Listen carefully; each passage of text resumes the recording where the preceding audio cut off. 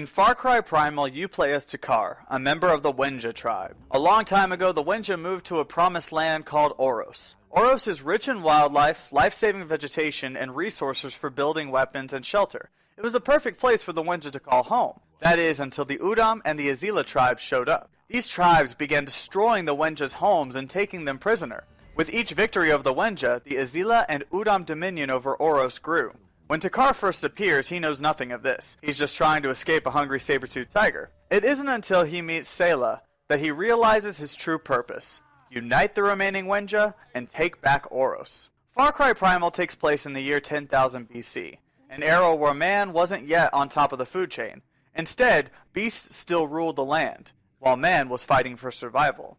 That isn't to say that anyone was weak. On the contrary, Takar, his companions, and his enemies are quite formidable against the wildlife and each other. However, this is a time when saber-toothed tigers, mammoths, wolves, and even badgers took what they want, not fearing any puny human. Oros is the perfect setting for this Stone Age story. Remember in history class when your history teacher told you about Pangaea? Think of Oros as a somewhat smaller version of that supercontinent. For example, you can start in the west, where it is lush and green, go a few miles north, and now you're in a frozen tundra trying to keep yourself warm. Ubisoft did a really awesome job in making this massive open world landscape. At one point, I'd been playing for about 7 hours, thinking I had gone through most of the map, only to find out that there was a whole other half to Oros that I hadn't seen yet. Plus, take into account that there are caves and underwater mysteries.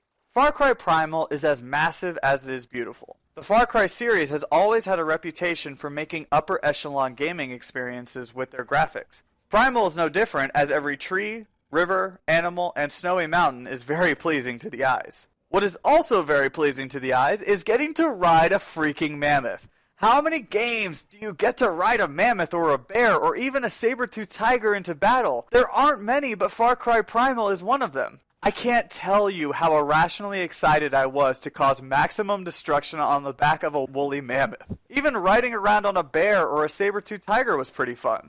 Not nearly as fun as the mammoth, but it was still cool. Now, I'm not even talking about personal preference. When you're in battle on the back of a mammoth, you are pretty much indestructible and you destroy everyone.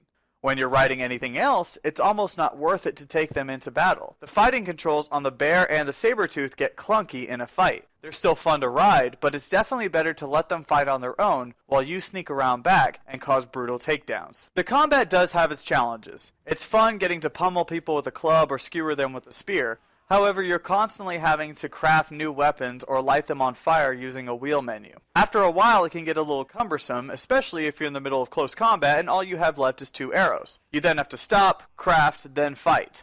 Enemies don't stop when you have this wheel up either. They just move really slowly. The lesson here is to always be prepared. This is just a minor complaint to an overall bigger one. After you fight and win against the Udam and the Azila, you can't take their weapons. Selah does at one point, but you can't. That really confuses me, as the whole point of this game is survival in the middle of the Stone Age. I'm pretty sure a caveman wouldn't have looked at their enemy's spear and thought, you know, I don't like it.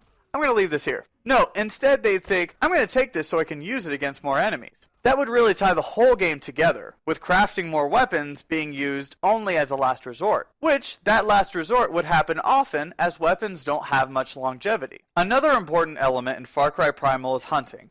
Whether it's for food, tracking a person, or finding your next companion, hunting is very important. Primal uses a hunting method where the world turns gray and only yellow and red highlights guide you to your prey. It's a very handy tool to use, however it only lasts for like 7 seconds. It starts to become annoying to have to constantly hit the button every time you're tracking. Don't get me wrong, hunting is tremendously fun, and you get invaluable beast companions out of it, but I started hating to have to use the hunting mode, mainly because I knew I'd be constantly pressing a button that should only be pressed once to turn on and off. Now, social interactions are a focal point in Primal. They progress the story, grow your tribe, and help you gain more resources. In fact, you can't even gain certain skills like riding animals without these social interactions. You'll find that a lot of these characters have a ton of personality despite the fact that it's in a completely foreign language. I marveled at how Ubisoft could make up a language unknown to most of us, but still have that emotion behind the words so that you could understand what was going on and how they were feeling.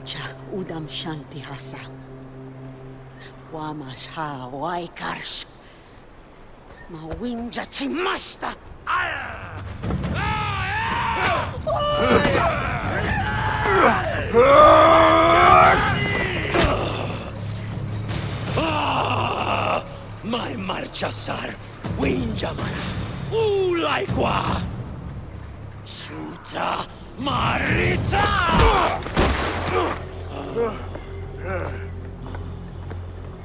Usai salwa kwan! Palhuudan! Palhuhasmas. Nu, tackar massi hajauda.